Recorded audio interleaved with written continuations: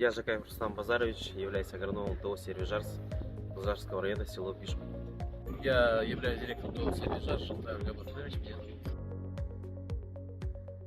Занимаюсь растениеводством. Наша общая площадь составляет более 16. В программе КАЗ Агрофинанс мы в прошлом году, 2022 года, взяли технику. Техника через КАЗ Агрофинанс у нас до 6% становится за счет погашения государственных В субсидий. прошлом году мы купили 4 новых трактора с нулем, это как совершенство МТЗ-100. Вся техника готова к прикрытию влаги. После посадок чисел мы приступим к работе. Все меры, предпринимаемые касательно государства,